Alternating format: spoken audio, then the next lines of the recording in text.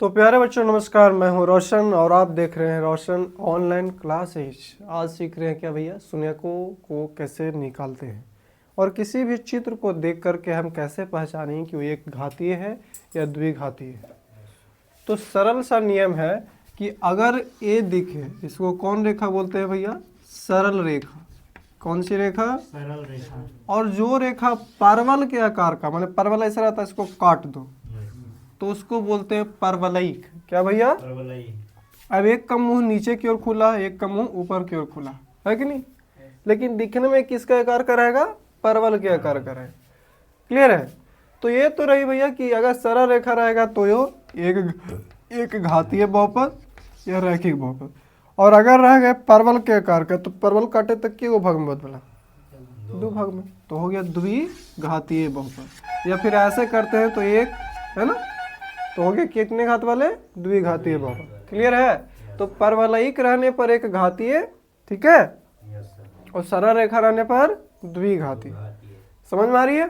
चलो जी, अब इसको हम गिनते हैं। शून्यकों की संख्या कैसे पता करेंगे? तो एक अक्ष को जितना बार काटेगा, एक अक्ष को जितना बार काटेगा वही शून्यकों की संख्या होगी। तो देखिए सबसे पहले तो 21 आकार में है, परवल के आकार में है कि नहीं है? इसमें के बार काट रहा है? एक बार, दो बार, तीन बार।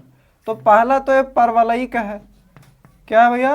परवलयिक, लयिक इधर से है ना। तो परवलयिक है तो कौन घात वाला हो गया? द्विघातीय हो गया।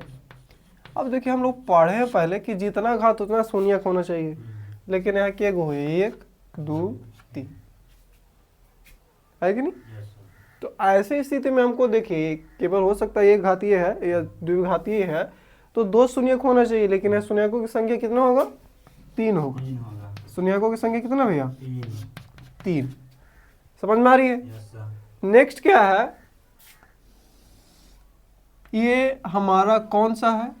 परवल के आकार का है कि सरल रेखा है? सरल रेखा। वाह वाह, अरे परवलयिक है। परवल के आकार की तरह नजर नहीं आ रहा है? तो आधा ही सच में बुक्का है। तो परवल के आकार का है कि नहीं? तो पहली बात तो ये द्विघातीय हो ही गया। कौन घातीय भैया? द्विघातीय। समझ में आ रही है?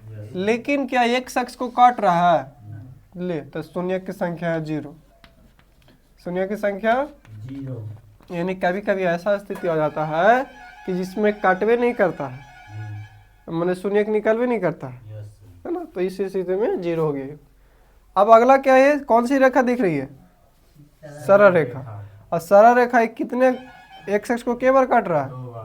एक बार काट रहा है। नीचे से मतलब है, ये तो बाई अक्ष ना है रे, ये हो गया एक अक्ष, ये ऊपर वाला बाई अक्ष है ना। निर्देशांक ज्यामिति पढ़ोगे ना, तो ये हो गया बाई अक्ष, जो खड़ा लाइन होता है, सोता हुआ लाइन एक्स अक्ष। जो भी शुरुआत होता है 0 से, इसीलिए होता है 0,0। ऊपर की ओर जाएंगे तो 0 से, नीचे की ओर आगे की ओर भी बढ़ेंगे तो 0 से, पीछे भी जाएंगे तो 0 से, और नीचे भी जाएंगे तो 0 से। क्लियर है? तो ये सरल रेखा है, इसलिए क्या हो गया? रैखिक बहुपद। कौन सा बहुपद? रैखिक बहुपद। शून्यकों की संख्या कितना हो जाएगा? क्या शून्यक है? एक बार कट किया तो इसलिए एक शून्यक। अब इसमें आते हैं, बताइए कौन सा है? परवलयिक है कि सरल रेखा? न परवलयिक है न सरल रेखा, क्योंकि परवलयिक रहता तो ये इधर जाता, तब परवल के आकार का था। सीधा रहता तो सीधे खटाक से जाता। न तो परवलयिक है न ही सरल रेखा। जा फिर कहाँ से रहा है? मूल बिंदु से। तो न तो परवलयिक और न सरल रेखा, मतलब न तो एक घातीय है न ही द्विघातीय। न एक घातीय न द्विघातीय है, तब कहा है भैया, तो खत्म कहानी इसका हो गया। समझ में आई? तो इस तरीके से हम इसको निकालेंगे। आगे रह जाएगा कि मान लिया ऐसे दे दिया जाए ये, तो कहीं टच किया? जब टच नहीं किया तो कोई शून्यकों की संख्या नहीं होगी, लेकिन बहुपद तो है भैया। कौन बहुपद? तो सरल रेखा रहने पर एक घातीय बहुपद। कौन सा? क्लियर है? सरल रेखा रहने पर एक घातीय और परवल के आकार के रहने पर द्विघातीय। टच कर दिया एक शख्स को जितना बार उतना शून्यकों की संख्या, खत्म। आई समझ में? चलो मिलते हैं नेक्स्ट वीडियो में। तब तक के लिए देखते रहें, सीखते रहें, समझते रहें, और समझ में आए तभी दोस्तों के साथ शेयर करें, सब्सक्राइब करना ना भूलें।